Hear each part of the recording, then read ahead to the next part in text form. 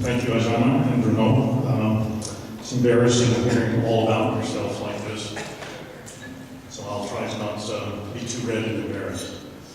Okay, so the first slide of the slide set here shows the thanks to the SPE and the various sources of funding. The Distinguished Lecture Program is one of the bigger things that the SPE does, trying to get people of good reputations. I wonder why I'm here, I'm not quite sure. But people with reputations to come around and see sections and to get some information, some cutting-edge research exposed all around the world. The Distinguished Lecture budget is apparently something a little over $1 million, which doesn't pay the lecturers, I might add. It simply covers the expenses, all the flights and the hotels and getting everything around. It's a very, very big program, and so obviously we're very thankful for all the sponsors for making things like this work.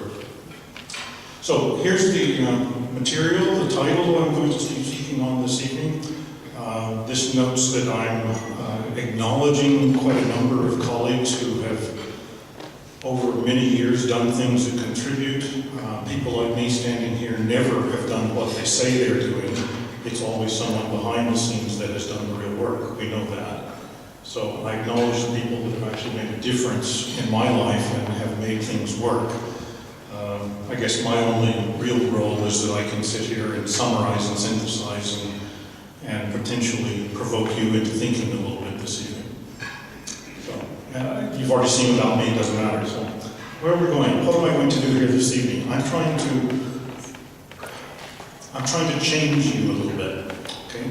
I want you to think. And if you have questions during the lecture, please just stop me and ask me. Let's have a little seminar and discuss it. The whole point of me being here is to provoke some thinking. And I am talking about geomechanics and fractures. Yes, that's true. But the topics I'm speaking about are actually very, very general. And many of the things I'm saying here can be taken away from this room and away from fractures and applied in a number of situations. What I'm wanting to do here this evening is to show you that thinking about geomechanics and fluid interactions, especially in the sense of fractured reservoirs, allows us, if we think about it really carefully, it allows us to make some predictions and to understand things that are otherwise a little bit challenging, because some of the things we see in the real world don't seem to match the models that we have. They don't seem to work very smoothly. They kind of occasionally look a little bit scary because the results are a little bit problematic. But I think if we understand the physical principles of how things work, then we don't have any reason to be scared or concerned, because in fact, everything is very sensible, not to say predictable completely. So I'm going to talk a little bit about some myths. The English word myth is exactly appropriate here because there are certain ideas about fractured reservoirs that are very, very common out there in the world, but in fact, those ideas are physically wrong. And I want to tell you why they're wrong before I need to tell you how we might replace them. So I'm going to be tackling some of these myths. I'm going to introduce a very small dose of process understanding. We're not going to go through lots of geomechanical equations here. That's not the point, so you needn't worry. But I'd like to introduce the concepts. And in fact, you need the concepts before you go use any equations. So the physical understanding is the thing you need. And then if you need to calculate some numbers, fine, we'll go off and calculate some numbers. I'll then outline some next generation approaches to how we are going to solve the problems I'm outlining. I'll show you some examples of what we're doing. Are we ready to implement this in the Schlumberger software with a button? No, we're nowhere close to that. There's a lot of things that still have to be done. But the ideas are developing, and I'd like to share with you this evening some of the ideas of how we're getting around the problems that we've identified. So the sequence of the talks, I'm going to just briefly overview fractured reservoirs as a general subject, some of their characteristics and why they're challenging for us. Then we'll look at this incorrect notions about fractured systems, and I'll then introduce the geomechanics of blocky fractured systems and how they control the properties, and a little bit of an insight into the workflow. Comment at the bottom of the screen is useful because although I'm talking about fractured reservoirs, clearly the things I'm saying are equally applicable in unconventionals. Maybe unconventionals isn't the biggest play in Kazakhstan right now, but I think it will be in future because it always follows, because it's part of the petroleum system, and all the unconventional plays are also fractured reservoirs. So they're going to have the same issues to be dealt with. Okay, what do I mean by fractures? I like this slide just because it makes a point that there's all kinds of discontinuities in rocks. There's these things that are granulation seams where the rocks get ground up and the sides of the feature move closer together. I'm not considering those here. What I am considering are these kinds of bits of discontinuity over here in cartoon form where the blocks of rock on either side of the discontinuity, can't talk, shouldn't have had that second Coca-Cola, I'm sure. Where the blocks of rock simply move apart, sometimes they slide past one another and open, and sometimes they simply slide. I'm including a few of these because if that surface is irregular, that will lead to some openings too. But really, I'm just talking about the kinds of discontinuities that have some opening. And I don't actually care where they come from, not really. Because once they exist, nature uses them as discontinuities, and how they formed becomes quite unimportant. The fact that they're there is what is important. I thought I'd just show some pictures of what fractured systems actually look like in the real world. The picture here on the left top is just an outcrop. These red lines I went out and painted with some paint. It took me a lot of effort to get those on. Very, very challenging to get those on the outcrop. Those are highlighting some bedding planes where there is significant sliding along those bedding planes. And what you can see is those particular bedding planes bound these fractures, these nearly vertical or bed perpendicular fractures, terminate against these sliding surfaces. So that's part of the background of trying to think about what makes fractures, where are they, and what's their distribution. So we can see them in a profile view. We can also look at them on a bedding surface. Here's just a bed of a siliciclastic rock. And you can see the intensity of fractures in that thin bed. Here's another siliciclastic rock with a set of fractures. This one you can see is offset that one. And here's a person's hand and a compass. There's lots of fractures there. But the key thing to note is they're very ordered. They're not random. They're very ordered. And we need to take advantage of that ordering whenever we try to understand them. And then at the lower left, there's I keep doing that, pushing the wrong button, this isn't my clicker. These fractures have also a lot of order, but they are perhaps a little simpler than these ones because this has one really dominant set and then some that are crossing. So fractures occur in all kinds of patterns. Some of them very complicated, some of them more simple, but all of them have the same kind of interaction possibilities that I'm speaking about here this evening. Okay, so how do we know we have a fractured reservoir? Let's say we have a map like this, it's in color, it comes off the computer, so it must be true. And then we convince management to drill it. I'm very sarcastic about computers, yes, I'm very sarcastic about computers. I tease people about computers. I know we use them, I use them all the time. But sometimes I think that people treat the computer as truth. They need to think before they click buttons. You know? It's very important to know why you're clicking the button and what happens when you do click. So I'm just being a little bit sarcastic about computers. So we have a map and we convince management to drill it. Very happy. We go and we get shows as we go through the reservoir intervals. So we go ahead and run our wireline log suite. Get the petrophysicists to calculate things. They come up with a saturation profile that looks really good. Of course, the petrophysicist was doing this at 3 in the morning. It's always when logs come through, I'm sure. So at 3 in the morning doing that calculation. So by the time the boss wakes up in the morning, the boss authorizes running the well test. So we run the well test and we get a flow rate and a pressure buildup. Someone later going to analyze that and tell us some story about it. But for now, we got a flow rate and a pressure buildup. We're really happy. 5,000 barrels a day out of this well, we're just jumping for joy, and that evening we go out to dinner. And over dinner, if I'm involved, we'll have a bottle of champagne. Maybe a second bottle of champagne, because this is actually really good. We're very happy that we've done this. Yeah? Then a few weeks later, the core that we managed to take, the core analysis comes back from the lab, and it tells us we have a permeability of the rocks. It's on the order of less than 1 millidarcy, and that's terrible. It's really terrible because we calculate our PI from the well, we come up with an estimate of 6 barrels a day. That does not equal what we produced in the well test. Oh no, we have a fractured reservoir. So there's fractures contributing to flow, and the reason it's oh no is fractures are more difficult. We're going to have to do more work to get the oil out of the ground. In fact, we may recover less because many fractured reservoirs have low recoveries. And that second bottle of champagne now looks like it was probably a mistake.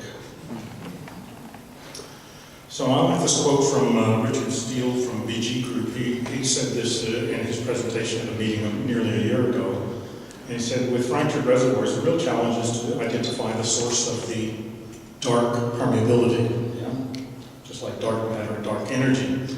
Now tonight I'm not going to tell you anything about dark energy and dark matter because I don't know anything about that. I'm just too stupid to understand that. But I really like the quote, because we're trying to find the dark permeability, this mysterious thing. I think that's a lovely little pseudo-explanation for the challenge of working with fractured reservoirs. So what do fractured reservoirs look like? Well, big ones are great. You know that. You have some here in Kazakhstan. Okay? This one that I'm drawing for this example is not based here. I'm not supposed to tell you where it is, but if you were thinking Reservoirs, you'd probably be pretty close. And this is a very big reservoir that had been on production for a very long time. When we were doing some studies on it, it had 130 wells that had been drilled. But at the time that we got involved looking at this, 12% of the cumulative production come from one single well. So it's a very skewed production profile. Not every well is alike. Some are fantastic and some are useless. We can kind of show that if we look at a plot of percentage of flow versus percentage of wells. Some of the wells are doing great, and some of them were hardly worth drilling. In fact, we spent all those millions of dollars drilling these wells for no gain at all. So we'd either rather not drill those if we could figure that out, or, because you guys are really smart, some of you young people are really smart, could we do something in the area that those wells encountered to turn them from useless wells to good wells? That's what we want to do, because we don't actually want to leave that to the reservoir and develop. So we'd actually like to understand what we could do to turn those into good things rather than useless things. Now, in many fractured reservoirs, what we find is that there is an apparent change in the effective permeability of the reservoir when we produce it. So we can write that in some kind of fashion like this. There's an effective permeability due to the fractures. It's a function of some things. Well, it's whatever we observe. It might be the pressure in the reservoir, it might be the stress or whatever that is. It might be temperature, it might be number of days, it might, whatever it is, that we might have a correlation, we could draw a line on the graph. But what's that line mean? What's the physics behind that line? Just the fact that I can draw a line doesn't tell me how I predict the future, because if the line is based upon a limited range of values, and later the values are going to go out of that range, then my line is useless. So it's really quite a challenge to decide what this function is. And that's really what I'm speaking about here this evening. What might be causing these changes in effective permeability? It might be fracture apertures, that's the distance between the walls of the fracture, the opening width, if you like. And maybe also some changes in fracture connectivity. Both of those have to do with geomechanics, and that's what we'll be talking about. But the statement here at the bottom is actually the critical one. There are these myths out there that explain how these things are supposed to work in a very nice, simple way. Those myths are based upon some observations, some plots, and I'm sorry to say they're wrong. They're physically impossible. And that's what I want to cover.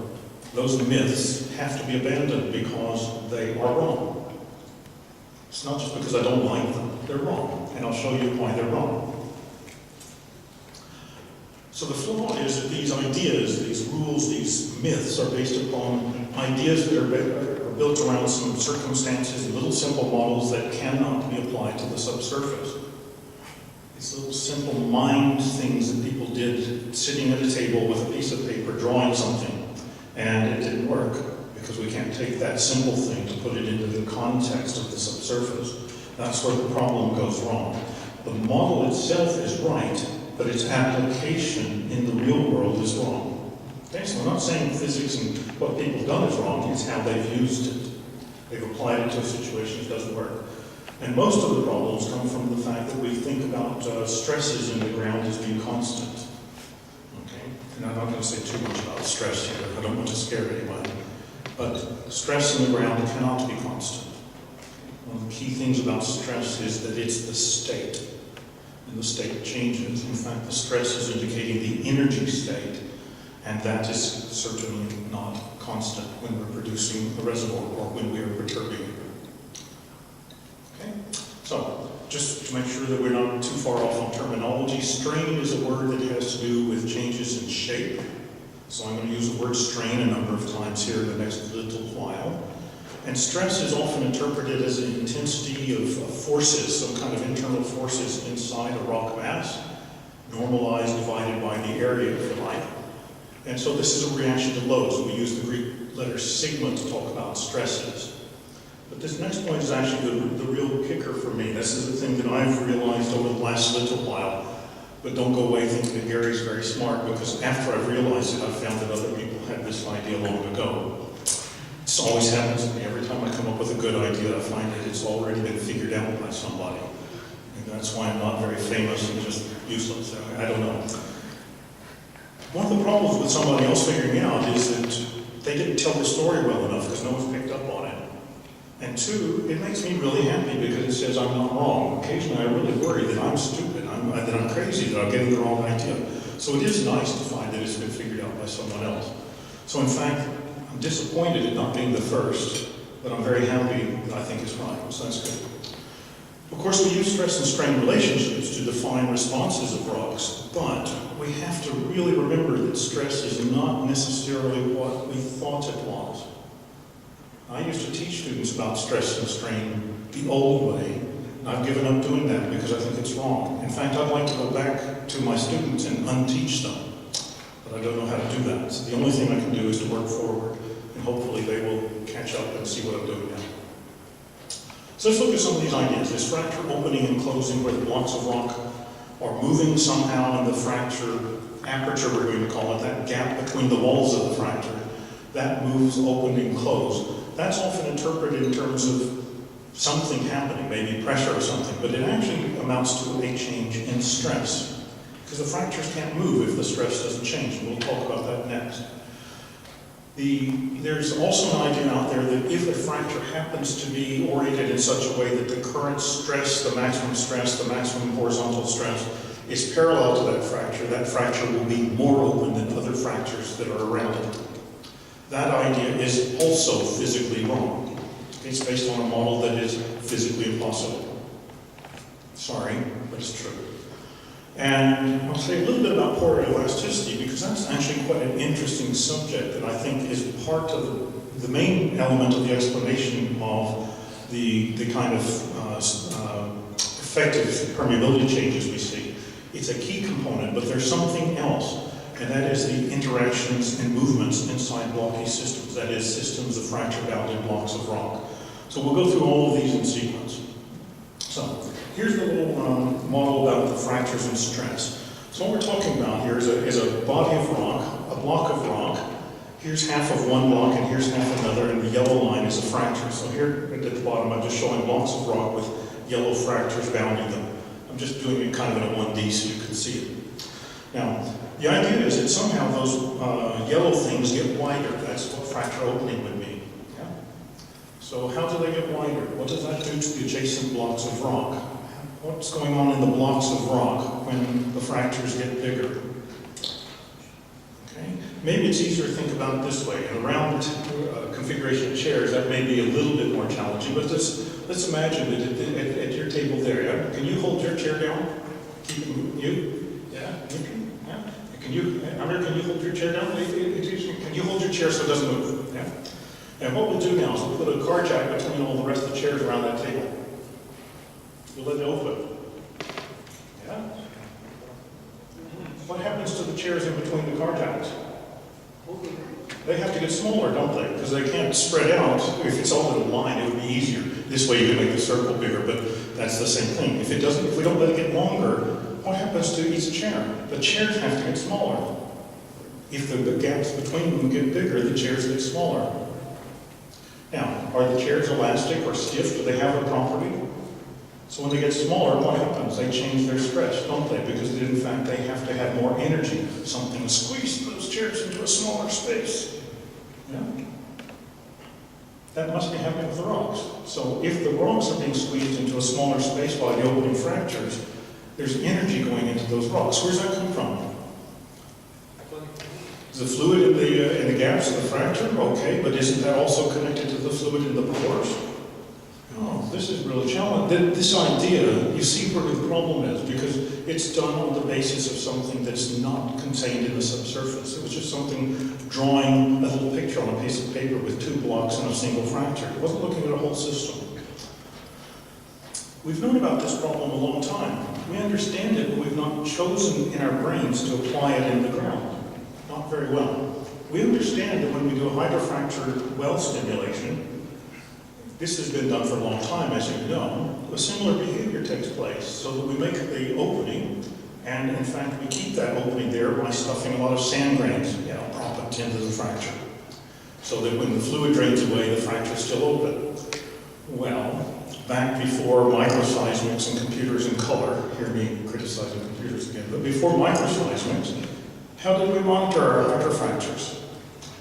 We did it by calculating an elastic model where there was an opening, and that opening then causes a distortion of the adjacent rock mass, leading to some rotations and tilts and some stress changes.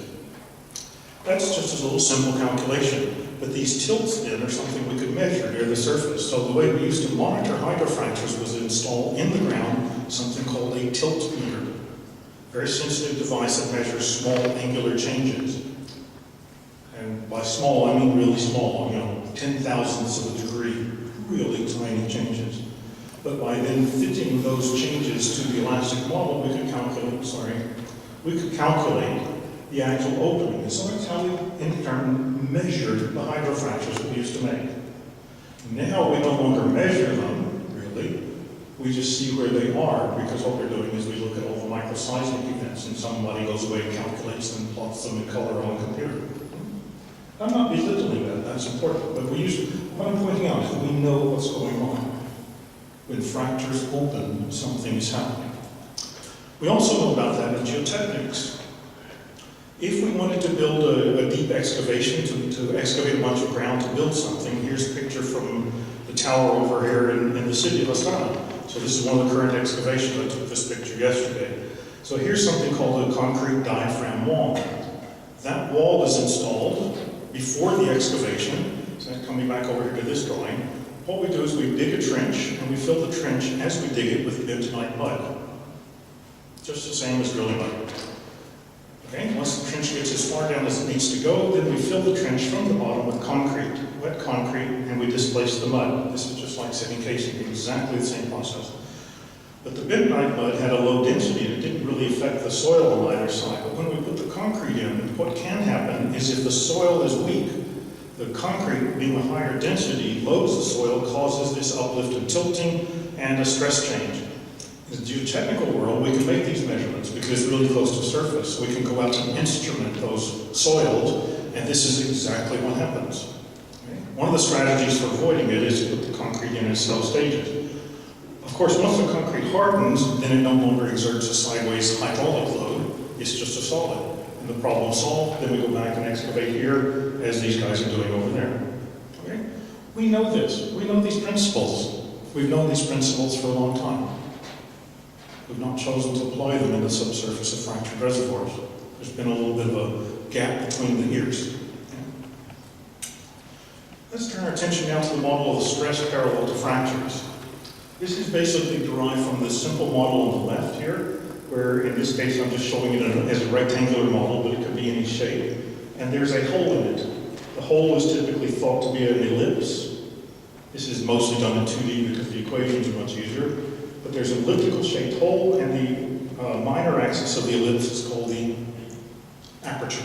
Because the ellipse is really long compared. So we treat this as a model of fracture.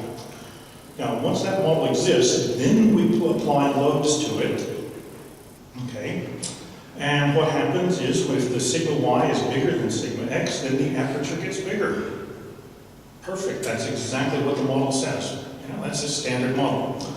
But what might not be really obvious is that the box of blue gets wider. It barrels out. It gets wider here. It's just like the chair. There's a problem now, because if I stick all of these models together, they bump into each other on these interfaces, and they generate stresses reacting against that, and so in fact sigma x goes up. Oops, that's not what we said. Yeah? So a little isolated model is something that got us into trouble because we didn't think about putting it into the context. So, although this model is perfect, it just can't be applied to the subsurface. I'm not saying the model is wrong, I'm saying its use is wrong. Now, let's turn to poroelasticity a moment. I don't want to baffle anyone, I don't make anyone feel silly because of the complexities of equations or anything, but poroelasticity is a concept that has to do with porous medium and the mechanical and fluid pressure interactions. It's really a very lovely concept. It's been around since 1941. Now, actually a little bit ahead of that with Terzaghi back in the 20s, but it was actually codified and made really good by a man named Biot back in 1941. Now, there's a notion that there's a little expression that says something that's a multiplier that goes times the fluid pressure change, and it's called Biot's constant. Turns out Biot's constant isn't constant, it's dependent upon the situation. What I've done over here is I've just started to play some games. I've been doing a lot of work in the last few years looking at pore scale textures of rocks. So here on this little bit I'm showing a real rock texture from